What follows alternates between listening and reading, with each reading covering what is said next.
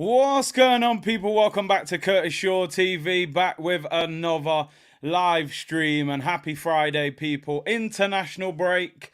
And if you're anything like me, I'm bored of it already. To be honest, I was bored of it straight away. England play Australia tonight, and it's just like, whatever. You know, if you watch it, you watch it. If you don't, you don't. But big up to everyone locked in. Thank you to everyone who tuned in for the show with Kevin Campbell the other day. Really enjoyed that. And a good debate with Kev. We know Kev was Havertz's lawyer. But, you know, we'll see how it works out. I remember we used to argue about Arteta all the time. That one worked out, although the Havertz one, I'm actually more doubtful of that one than Arteta. But time will tell. But big up to everyone who tuned in for that. Hope you're all well. Looking forward to the weekend. And I just can't wait for this international break to finish. I believe it's Holland against France. That could be tonight, actually. That one would actually be probably be a better game than the England game. Kevin Campbell show was a banger. Big up Kembo. Big up everyone who tuned in for that. C Unit. Big up Mafia Boss. Really said Kevin always a legend. Anthony said it's Friday the 13th. It's Curtis Shaw TV and it's live. You make your own look, people. Make your own look. It don't matter what the date is, man. You know, make it happen, people. Don't worry about all that stuff. Big up H who said tuning in from the office. Don't get yourself in trouble, of course, but I appreciate you locked in. Big up Hendon Gunnar. Kev is Arteta and Havertz's lawyer. Definitely is. Got Twitch notifications, not YouTube. Come on, YouTube. Sort it out. Big up Dynamite. Big up Black Gemini. C Unit. Business. Let's go.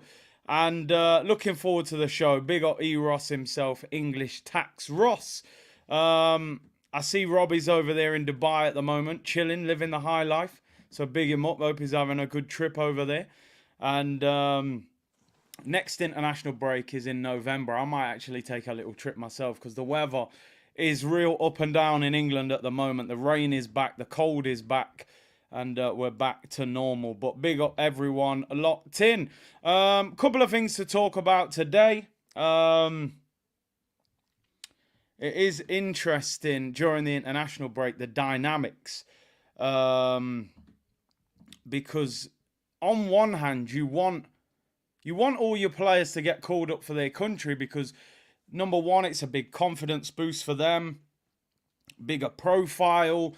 They're worth more money. You know, you don't want to ever sell any of your big players, but you know how it works, people. You know, you want your player to become an even bigger, badder, better player. But then on the other hand, you're like, we got big games coming up. I actually don't want my players playing for their country. I want them coming back fresh and fit. Now, at the moment, what's interesting, Saka, Martinelli, Trossard and Saliba have all pulled out of their international duties for this time. Obviously, Saka, with that hamstring injury, he pulled out of England. Although there are some rumours that he still could be involved for the second game, but I don't think he will be. Trossard pulled out. Obviously, he had the hamstring issue in the game against Manchester City. Apparently, it was only a precaution, not any kind of major injury. Saliba had this toe problem that apparently he's been playing with for a few weeks. And they pulled him out of the French squad with that, which is good. Because obviously we're going to need him. We play Chelsea after the international break at the Bridge. And I was thinking the other day, things change so quickly in football, don't they? Even me, myself. Sometimes I look at my reactions. After the Lens game, I'm like, this is a disgrace. You know, how the hell are we losing to them? We then beat Man City. We're back on cloud nine. Everything's rosy in the garden. That Chelsea game is a very important game. If you beat Man City at home, then go to the Bridge and beat Chelsea, all of a sudden you're going, do you know what? Something's really happening here. Because for all the good we've done at the start of the season, we haven't gone to any of the so-called big clubs yet and beaten them away from home this season. So we definitely need to go to the Bridge and beat them after this international break. But one of our international players who did do well last night is Gabriel Magalhães. All teeth, all hairline, all smiling Gabriel, who is getting the recognition that he deserves. I consistently say on this channel, when we do player ratings, we all love Saliba. Sometimes it's very easy to overlook Gabriel because Saliba's that Saliba is almost an exciting defender to watch. He's that good. But Gabriel deserves his flowers, and he's getting them. He's getting them. And he's now in the Brazil team. Never mind just the squad, he's in the team. He's starting at centre-back next to Marquinhos. Looks like he could be the heir to the throne of Thiago Silva. I've said it before, people. Mid-20s, left-sided centre-back, aggressive. I think he's improving on the ball. I've said time and time again, he played 38 out of 38 league games last season. That cannot be underestimated. Because we saw with Saliba, if Saliba stayed fit all season, we could be champions right now. You know, so I'm delighted for him. He signed a new contract to Arsenal. He's in the Brazil team. People were saying at the end of that summer window, cash in on him. There were people saying it. Get him to Saudi. Go and get 70, 80 million for him. He is a fantastic player. He's improving. He's got a great attitude. He's consistent. He doesn't get injured hardly ever. And I'm glad he's getting his flowers. And listen, let's hope he ends up, going to the World Cup with Brazil and so on and so forth. They did draw the game 1-1, though. It was a bit of a shock result. I don't know if anybody's seen the video. They drew 1-1 with Venezuela as they were coming off the pitch. And he actually scored in the game, by the way, Gabriel, which I forgot to mention. His first ever goal for Brazil. As Neymar was coming off the pitch, somebody threw, I don't know if it was a burger or something. They threw some food at Neymar. It hit him on the head. And as you can imagine, the reaction was very over the top. And he wasn't happy about it, to say the least. Gabriel Jesus came on towards the end of the game. I think he played about 15 minutes at the end. Interesting that Richarlison starts up front ahead of Gabriel Jesus. But he did play all right for them during the World Cup, I suppose. But it was popcorn, was it? Well, whatever it was, he wasn't happy about it. Maybe it wasn't his flavour. Jorge said, sometimes we cash in, but sometimes we say cash in, but who could we bring in? And I always say this. When we're talking about should he go to Saudi, it's like, well, who are you going to sign who's better than him? And, that's what we have to consider. But listen, doesn't it feel good that we're secure in the players that we've got? Over the years, I've always been, Robin van Persie, Alexis Sanchez, Pierre-Emerick Aubameyang, contracts running down, being linked with other clubs. It's an absolute nightmare as a fan. It's very unsettling for the football club. So I'm delighted that Gabriel and Saliba are secure. So, yeah, big up to Gabriel on his goal for Brazil. Let's get into a few of your comments. Gabriel and Saliba both on long-term contracts. What a dream centre-back pairing. I mean, that should be our centre-back pairing for the next 5 years. And like you said, Abby, left-footed centre-backs are collectibles. They're so hard to get. You look, you've got Laporte, who's now gone Saudi. You've got Gabriel. You've got Lisandro. There aren't too many. Vardiol, who is very good, but costs nearly 100 million. So it's definitely difficult.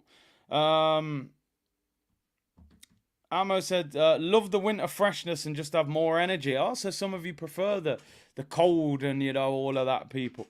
Anyway, Total said, do you think he's lost the bozo gene? I'd like to think it's something that doesn't appear very often now, that's for sure.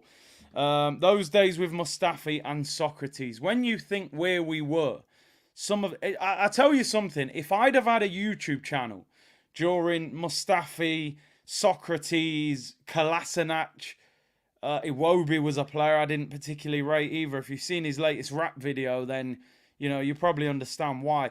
I'm convinced I would have been off. They'd have banned me because I don't think I would have been able to contain myself, the things that I would have been saying. So it's probably, they say it's all about timing in life.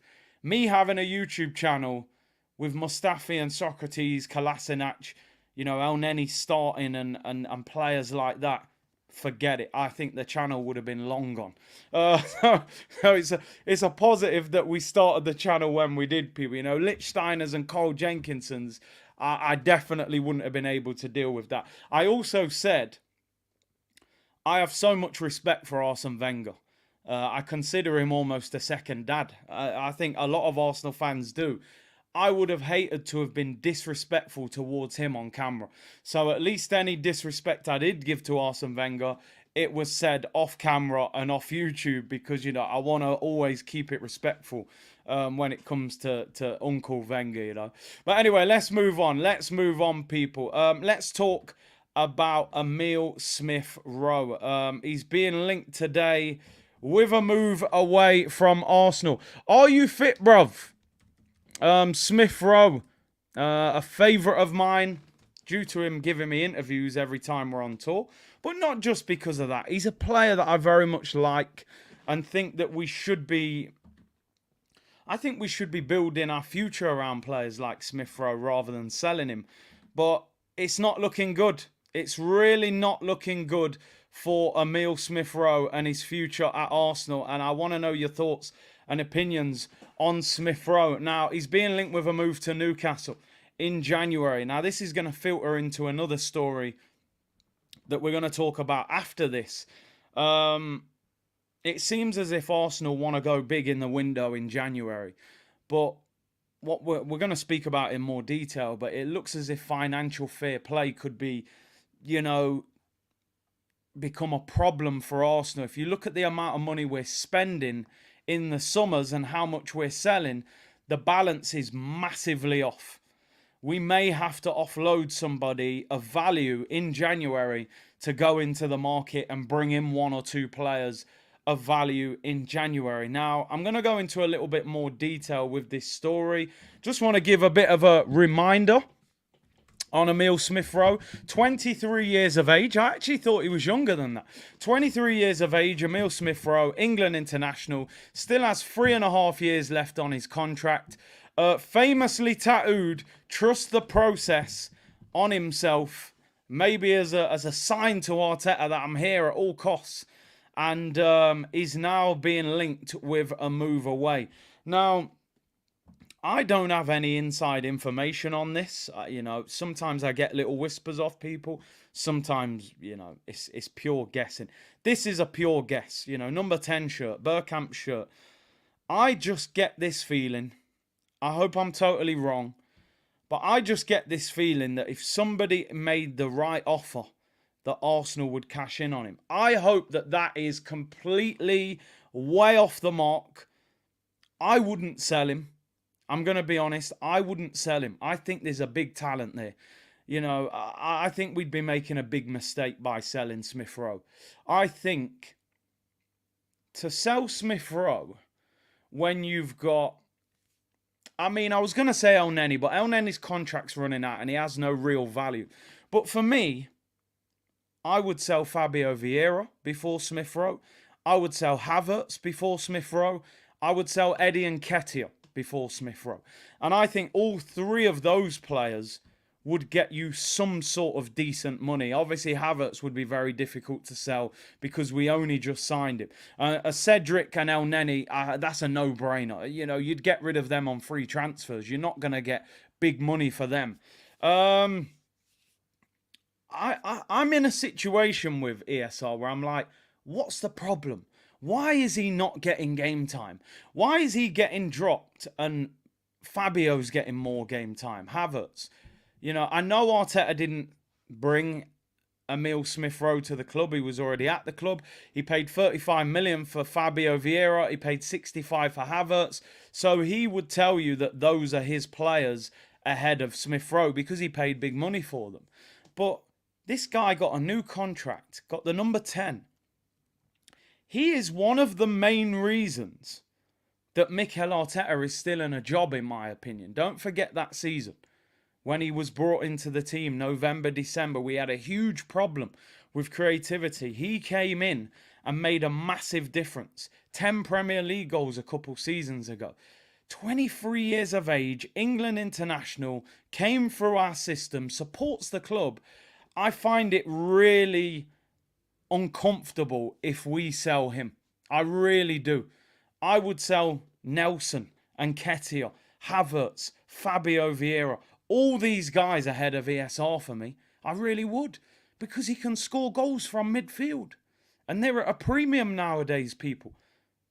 How many midfielders get numbers? He got 10 goals in a season where he wasn't even starting every week. He can play left wing. You could play him in that left attacking midfield role. You've been playing Havertz. For me, at this moment in time, at Arsenal, he is better than Fabio and Havertz.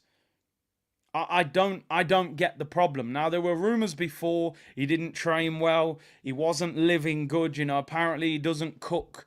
And, he got Kieran Tierney's chef. We all saw him pre-season on the tour. He looked sharp when he came on. He played for the England under-21s and won the tournament and played for England.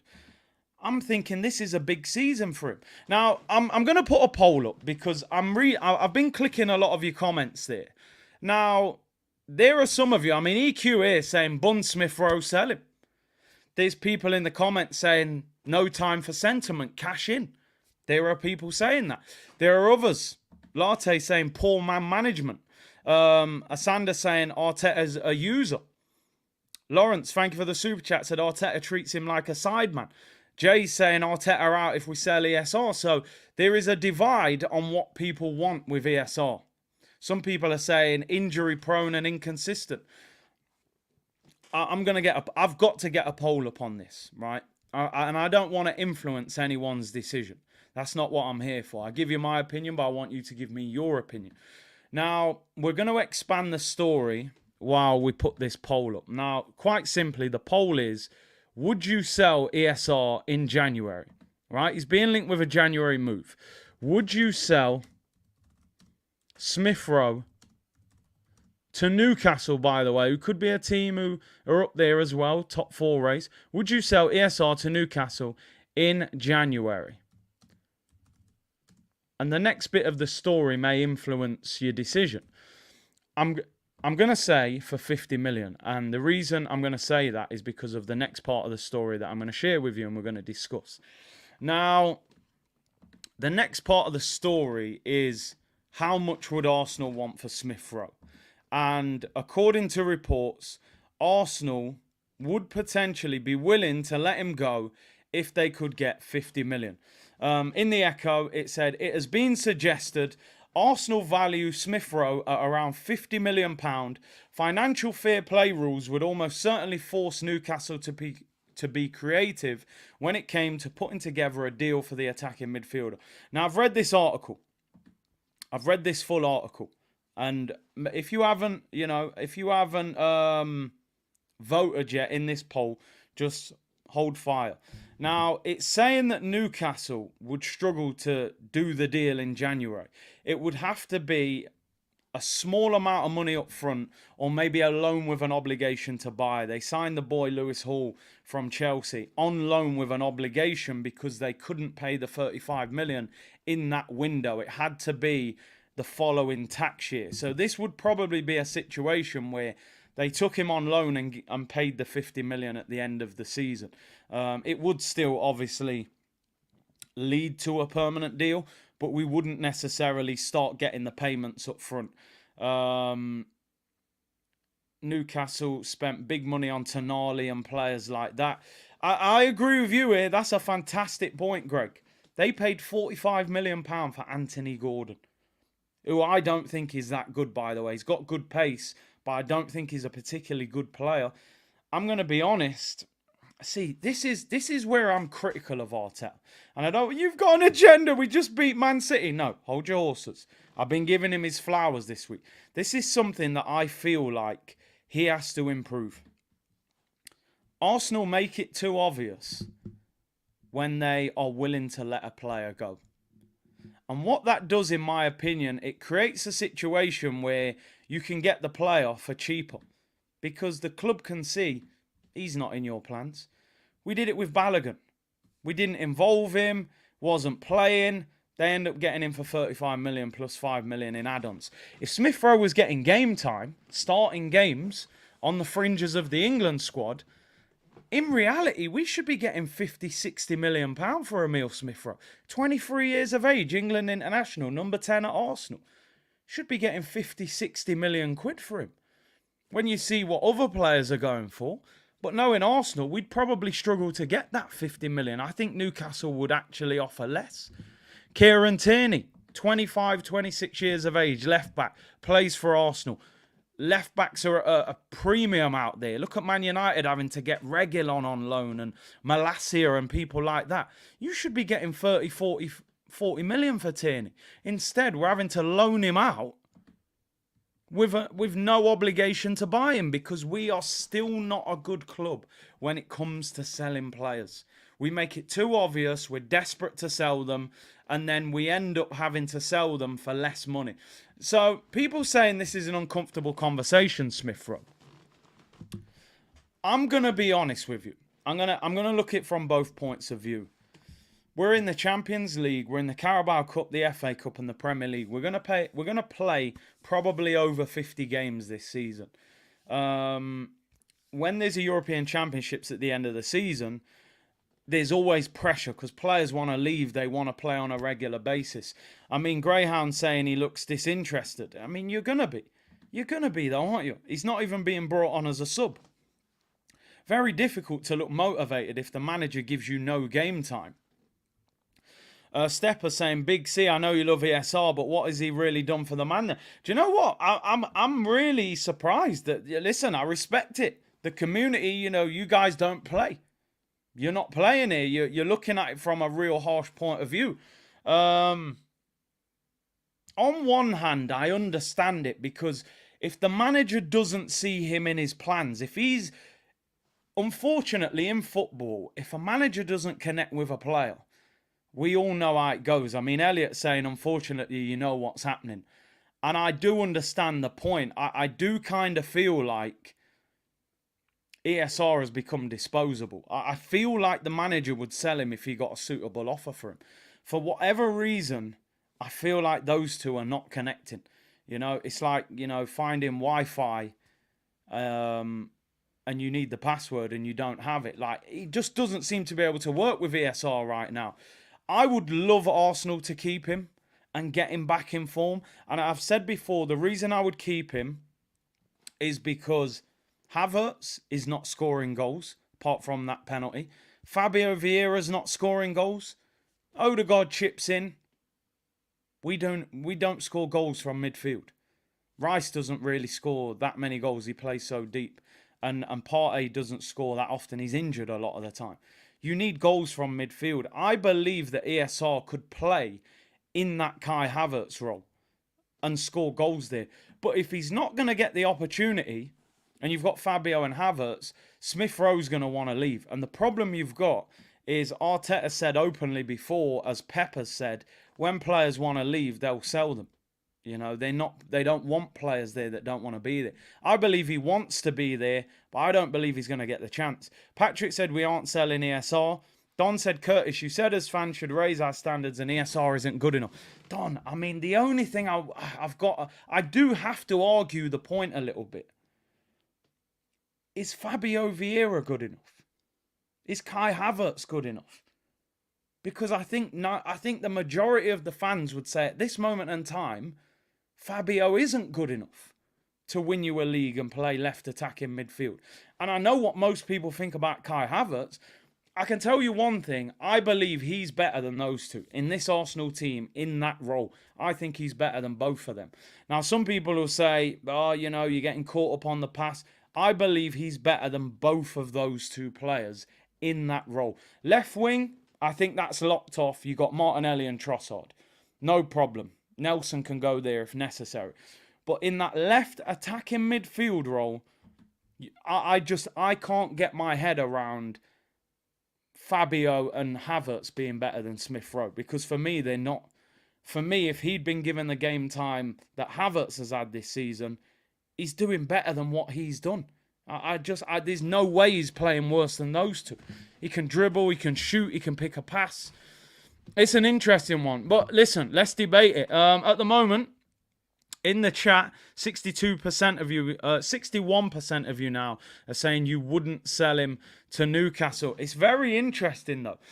So Scott Wilson saying it has been suggested Arsenal value Smith Rowe at 50 million. Financial fair play would make Newcastle have to be creative to strike a deal.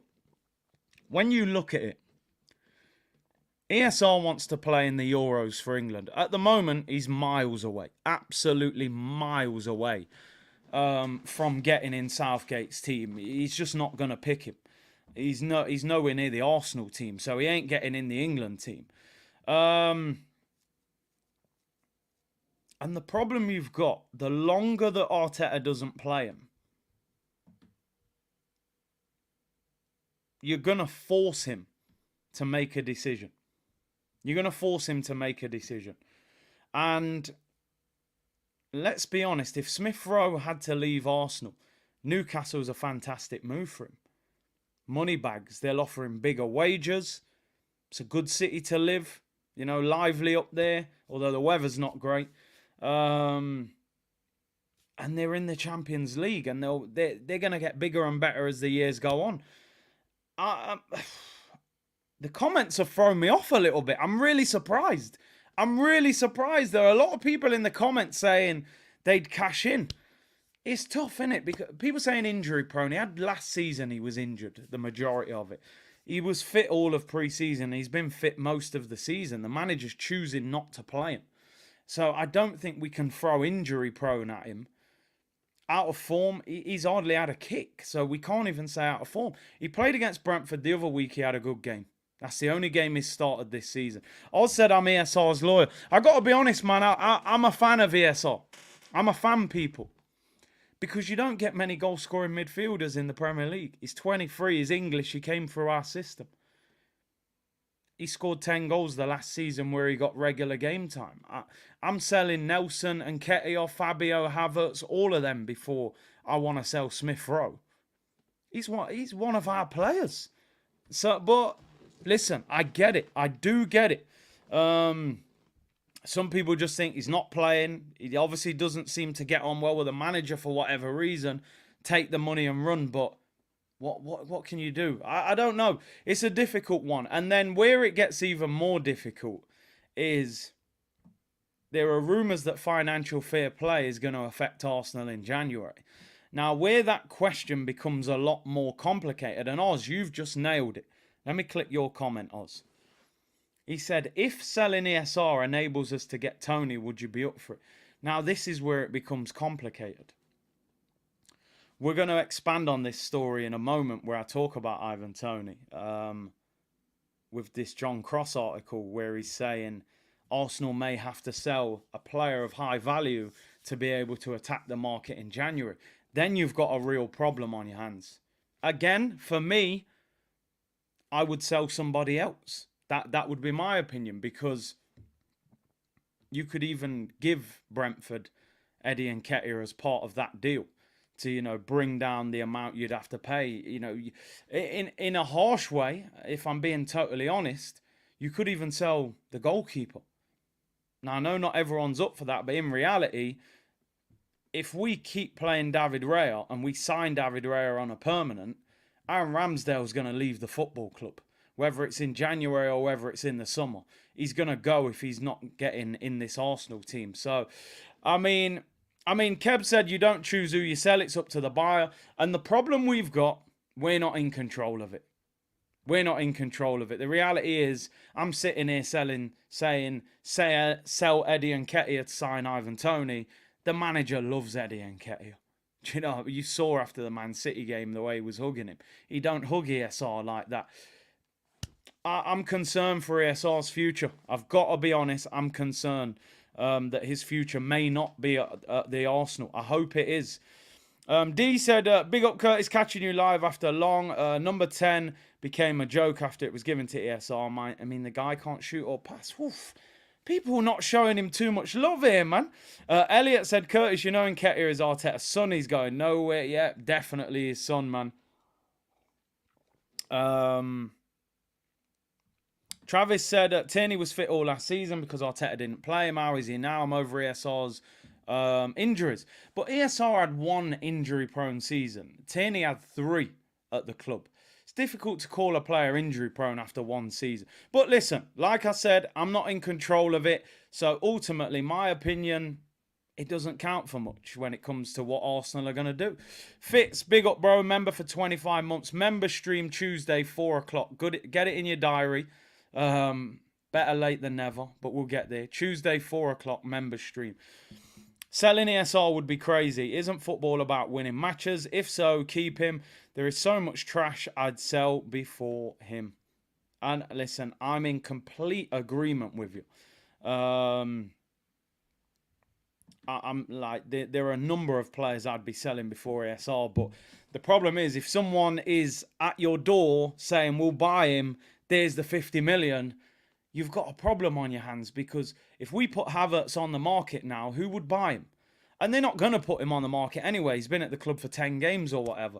But if you did, who would buy him? Are they going to sell Fabio Vieira mid-season? No, I think he gets at least 2 seasons before they start looking at his future. So that's the problem. That is the problem. What we want and what they're going to do are probably 2 totally different things, unfortunately. Trixie said, ESR proof people are player attached. It's the manager's decision, no matter what you think. Arteta decides, even if it makes sense, ESR will go. And listen, I know I'm putting up a real defence here of ESR.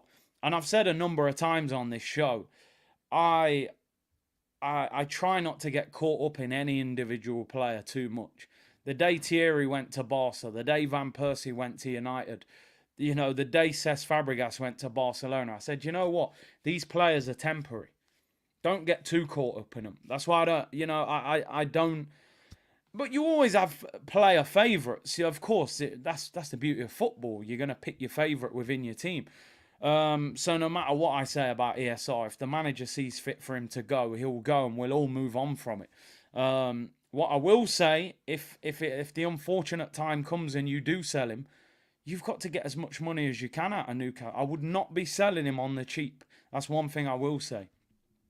Simon said, with financial fair play, homegrown talent goes on your books straight away. If we want to buy in January, one or two of the HLM boys will need to be sold. I mean, when you think that players like Calvin Phillips cost £50 million just to go and sit on Manchester City's bench, I'm convinced he bought him probably just to fill the English quota, because he doesn't want to play him. The man's playing Rico Lewis centre midfield ahead of Calvin Phillips. So we got to be getting 50 mil minimum. 50 million minimum. Cormac said, Curtis, would Dicey take ESR on loan to rescue it? I mean, listen, I'd take him. We're in a real mess at the moment. I think the problem with ESR, mate, you know, he had a bad injury last year. And over here at Everton, mate, we train, you know, in crazy conditions. We eat bricks, we eat wood, we eat concrete. And I just don't know if ESR is up for that battle, mate. So, you know, he'll have to do a fitness test. He'll have to eat some glass. If he complains about it, then, you know, he's got no chance, mate. That's not the way we do it at Everton, mate. So, good luck to ESR. There you go, Cormac. Cormac, well, loves the Dicey, you know, but we always do it. Herbert said off topic, who's Giaza that played for Spurs? Who is that? I thought you were saying Gaza that played for Spurs. Giaza. I'm not sure, bro. Not sure. Big up Herbert with the super chat, though. I'm going to leave that poll up for a few more minutes just so we can get numbers. It's at 60% at the moment. It's definitely a lot closer than I thought. We're at about 800 votes at the moment. Would you sell Smith Rowe to Newcastle in January for £50 million? It's very... I'm very intrigued that so many of you are actually willing to get rid of him. So we'll see. You should do that voice in front of him. Listen, I've actually been speaking to Darren Farley this week. So I'm going to try and get him back on the show for some comedy during the international break. So I'm going to try and get that one done. Yeah, he'll eat some glass for his fitness test. See how it goes. Anyway, let's move on. And this is where I was saying this story was sort of filtering towards, and this was Arsenal's move for Ivan Toney. It's like Daily Toney at the moment is the new Daily Dusan. Daily Dusan. Now it's Daily Ivan Toney, people. John Cross in the Daily Mirror. Stop the John Cross, people. I mean, he's saying in his article that Arsenal need to be creative. I could do it live. Yeah, we'll do it live, possibly. The last one I did with him was pre-recorded, Darren Farley. John Cross saying that Arsenal are going to have to get creative in January if they want to bring 1 or 2 players in. the finances are not balancing. We spent over £200 million in the summer. We did sell a couple of players in the summer, so we did make some money. You know, we managed to get 35 million for Balogun. We got 21 million for Xhaka. One or two other players went as well. Austin Trusty, Matty Turner. So we did raise around 65, 70 million pounds, which is better than usual for Arsenal. But John Cross saying we've got to get creative and we've got to bring players in. So this is where it gets interesting. If we advance negotiations with Ivan Toney, or we were to go for Neto, and we think, you know what, to get those guys in, we're going to have to, you know, sell somebody of value. Would you then be willing to get rid of Smith Rowe? It adds a different angle on that argument. You know, if you offered me Neto and Ivan Toney, then you've got a problem on your hands, because you need those players to come through the door. Apparently he's warm weather training in Dubai at the moment. Costa said Eddie and 30 million isn't creative, it's just the obvious thing to do. Yeah, because I think Brentford would be a decent move for Eddie. Mid-table in London, you'd play every week, they play good football. Toney gets his move to Arsenal. We know he wants to move, and he said publicly he wants to move, and then you give them cash as well on top of that. Surely that's a no-brainer for everybody. They know that he's going to leave anyway, whether it's in January or in the summer. The problem that Arsenal have got is Chelsea. Chelsea are the problem. Somebody just said there, does financial fair play not affect Chelsea? But the problem you've got, and just, you know, I'm no expert on financial fair play, but this is kind of how it works. When you sign a player, that year's financial fair play, you are basically charged for how much you are paying for that player in that year. So you can buy a player for 100 million, but if you're only paying 20 million up front, for that year of financial fair play, you are charged 20 million for that 100 million pound player. When you sell a player, even if you're paid 20 million up front for that 100 million pound player, the books goes down as 100 million in that year. So with Chelsea, they've spent way more than they've sold, but that's why they're giving out 8-year contracts for your Mudryks and that. And then what they're doing, you've got to remember with Chelsea, they've sold very well. They've sold Havertz to us, unfortunately, for 65 million. They've sold Mason Mount for 55 million.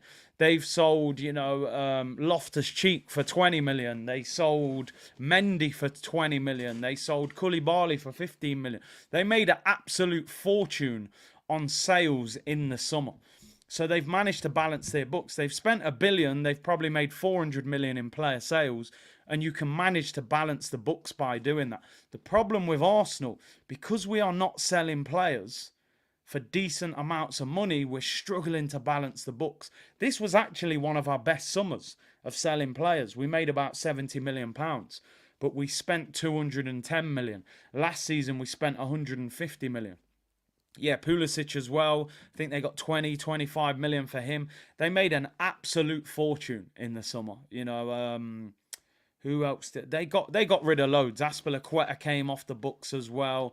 Kepa was loaned out. You know, who's the other winger? They sold somebody else, didn't they? They sold loads of players anyway. They've sold Tammy Abraham in the last couple of years. Lukaku's been loaned out. They've managed to balance the books. In the future, Chelsea could be in big trouble. You know, somebody just said there, yeah, it could be a Barcelona thing where it catches up with it. Cole Palmer, that's it, Cliffo. There you go. They got like 40. No, they bought him, didn't they? They sold Ziyech. That's the one. Hudson-Odoi as well. They sold players galore. Aubameyang, Kovacic, even more. There you go. So basically what we've got to do is probably sell players. So I've just spent 20 minutes basically defending Emile Smith Rowe and why we shouldn't sell him. And you get back to here and you're like, actually, we're probably going to end up selling him, aren't we? To balance the books. I'm disappointed because I think there are players that you can get good value for that are not as good as him. But football is a brutal game. If you're not in the manager's plans, you end up getting sold, unfortunately. Right, let's end the poll. Would you sell Smith Rowe to Newcastle in January for 50 million? 57% say no, 43% say yes. A lot closer than I expected it to be. And yeah, maybe, that does end up with Smith Rowe going. E. Ross said, I can see Neto here before Toney. Arteta, I can't see him managing Ivan Toney. The thing with Ivan Toney is, I've always said, can he handle a player like that? But the thing is, I know he's been done for, gambling and he said things on Twitter before, but the reports about him are that he's actually a brilliant player on the training ground, and he's a real leader. As you can see, he's got the armband on there on that picture. He's been the captain. He was called up for England with Southgate knowing that this betting ban was in the background. So there must be something about his character that people feel that it's fine. Okay, he's had problems off the pitch, but on the pitch, he's not an issue from what we're reading and what we're hearing. He trains well. He's very hungry to make it. He's 27. He's desperate to get to the top. So it will be interesting if we go for him in the summer, that is for sure. Well, in January, actually. But yeah, again, as I said, stories are all over the place at the moment. Ian Wright has put a story out saying Arsenal have to sign Ivan Toney at all costs. We had Kevin Campbell on the show the other day saying that go and get Ivan Toney. It's a no-brainer. I've said many times, I think he can be a real hero at Arsenal. We love a hero. We love a goal scorer. We love a striker. I think when Aubameyang was at the club, we all loved him. But in the end, people said his game became limited, maybe because he was being played on the left. But people in the end said, apart from goals, he doesn't do enough, which is a crazy thing to say because goals win you games. But I think Ivan Toney's got more to his game than that. And I think having Toney and having Gabriel Jesus as our two strikers second half of the season would be unbelievable for Arsenal. When's the last time we signed a game changer in January, mid-season? It was actually Pierre-Emerick Aubameyang. But the problem with Arsenal, we only ever made a signing like that when we lost someone. We lost Alexis Sanchez that window and bought Aubameyang. So it was bittersweet. We lost our best player to probably sign our best player. We should have been adding Aubameyang to Alexis Sanchez. So for me, this would be an absolutely brilliant deal. And I'm sure we'll harp on about this time and time again at the moment. It's popping up every day. So we'll have to see what happens with that one. Big up everyone in the chat. 2,000 of you locked in. I know it's quiet times at the moment. It's really boring during the international break. England play against Australia tonight. I don't think I'll even be watching that. It might just be background noise, but we'll see. I think Eddie will get game time for England today. How can you sell a homegrown player? Arteta out, says Mark. He's not happy with the ESR links. Listen, if we've got homegrown players, so it's not a problem. We got Saka, we got Nketiah, we've got Nelson. We've got players. I don't think we're outside of the quota, even if we let him go. So, as I said, I would like to keep him, but it could be at the expense of somebody else coming in. So maybe you'll let it happen. Sanchez for Arbor, ESR for Toney. Catch my drift. Yeah, I know what you're saying. Arsenal don't often buy without selling, especially in a January window. Holland-France is probably the best game to watch tonight. I would have actually liked to have gone to that. I should have planned it sooner. Next international break is in November. I'm definitely looking to maybe take a trip for that one.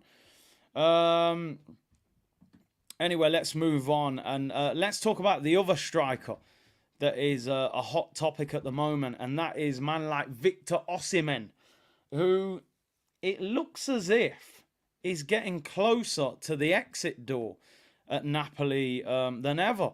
He is obviously going for a bit of a tough time at the moment.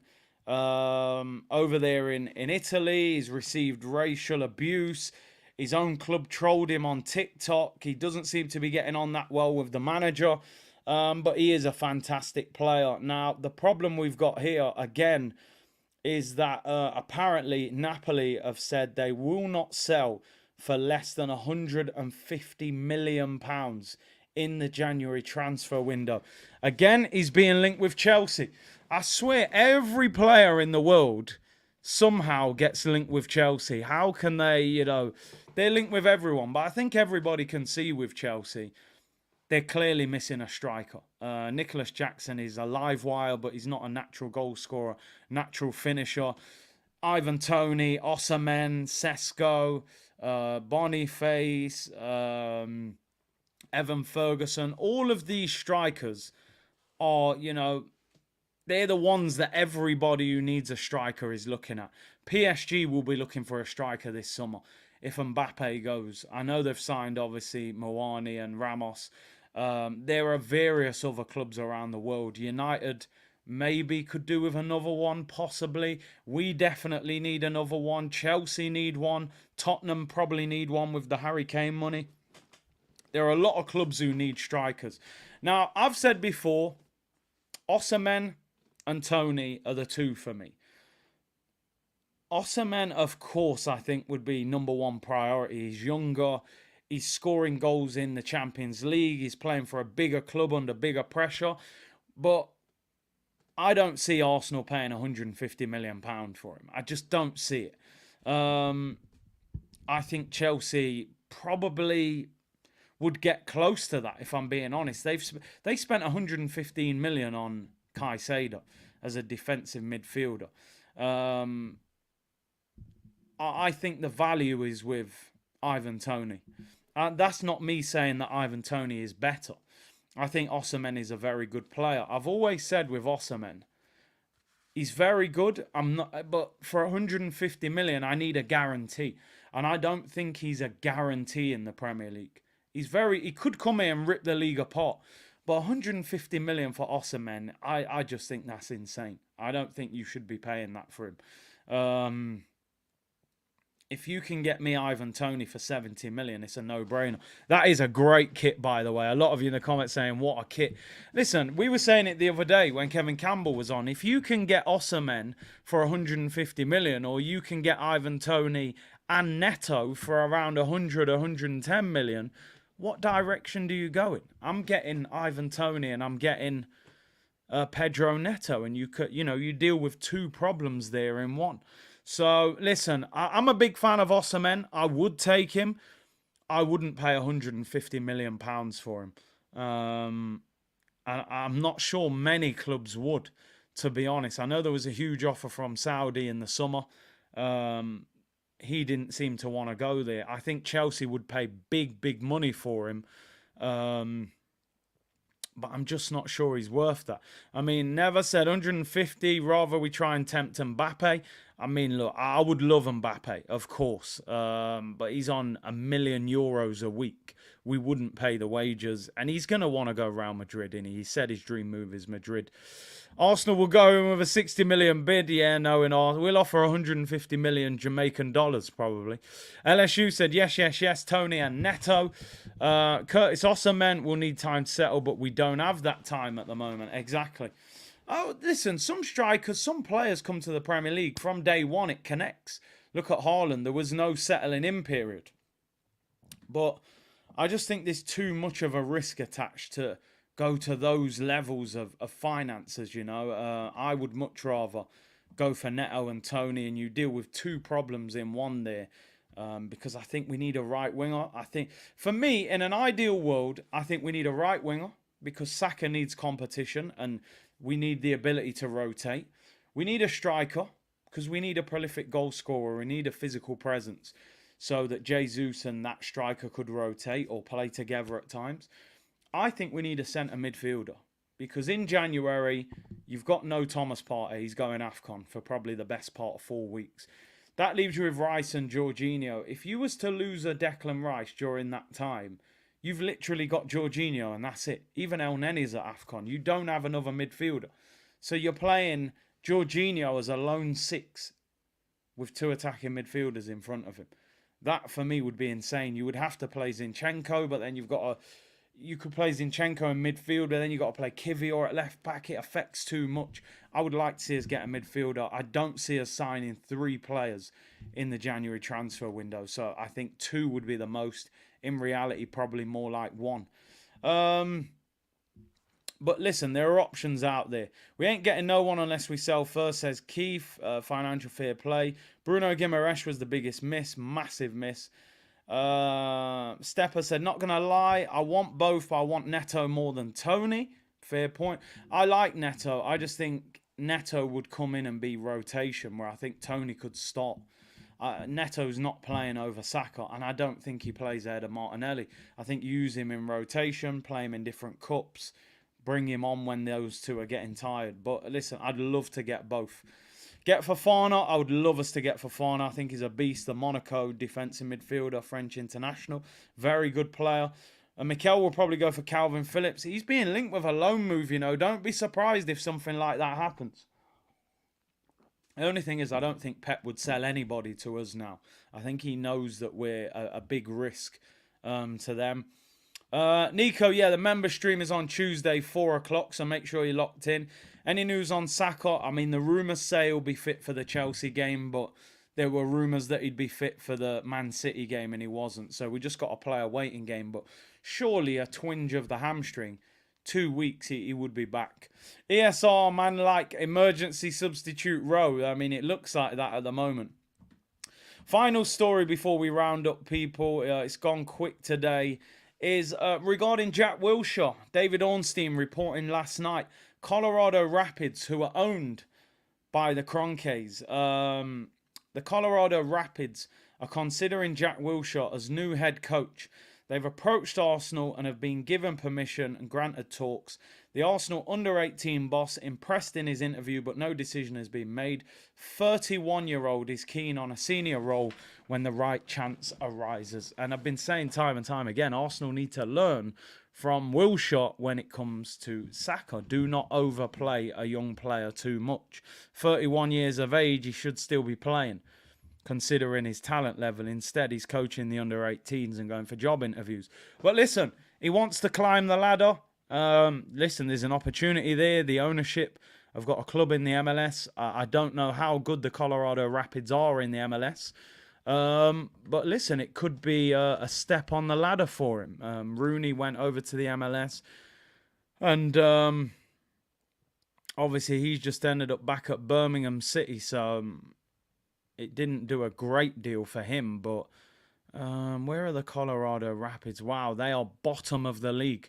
Western Conference, rock bottom. So the only way is up. He can't do any worse. Sounds like they're not a very good team, but at least it's a full, club rather than under 18. So listen, I hope he gets an opportunity. Hopefully they actually give him some money and improve the team. So we'll have to see. But good luck to Jack Wilshere. I'll get into a few of your comments, then we'll round up, people. Very interesting. I saw something the other day. Kieran Tierney, out on loan, injured, 3 months. Sambi Lokonga, out on loan, injured. He was actually at the Arsenal against Man City game the other day, Sambi Lokonga. Now, Nuno Tavares, out on loan at Forest, injured. Is something going on here, people? Like, are these guys saying, listen, mate, the last thing I want is to come here, have a good loan and get sold. I'm not going to get these wages anywhere else. I'm going to make sure I don't leave on a permanent deal.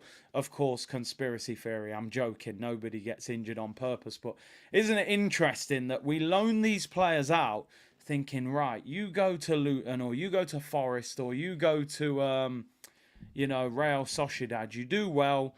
They want to sign you and we get rid of you. And these guys are all injured. And guess what? They will all be playing for Arsenal in pre-season and we'll be back to square one. We can't sell any of them. They don't want to leave. It's Wolf of Wall Street, Leonardo DiCaprio settings. I'm not leaving. I don't blame them. Sambi, he doesn't want to, he's not going to want to stay at Luton, is he? When he can come back to Arsenal, go on pre-season tour and all of that. He's never going to earn these wages anywhere else, is he? When they see the talent level. I mean, Sambi Lokonga's on 50 grand a week. Apparently he was on £17,000 a week when he was playing in Belgium. So he nearly trebled his wages. He ain't touching 50 grand a week anywhere else. So it's very interesting how these loan players go away and struggle elsewhere, man, and end up coming back. Listen, if win the dogs at Arsenal, Nuno's always going to end up. We've already signed Nuno's replacement. There you go. He's a Labrador about this big. Anyway, people, thank you very much for tuning in today. Really appreciate it. Short and sharp show, although it was only 6 hours short. 6 minutes short of the hour, should I say. But thank you very much for tuning in today. The weekend, if we get some news, I'll go live. If not, maybe just a pre-recorded video over the weekend. I may do England against Italy watch along next week. That's actually a worthwhile game to do. But listen, big up to everyone locked in. Hope you're well. Enjoy your Friday, and I will see you all over the weekend, people. Bless.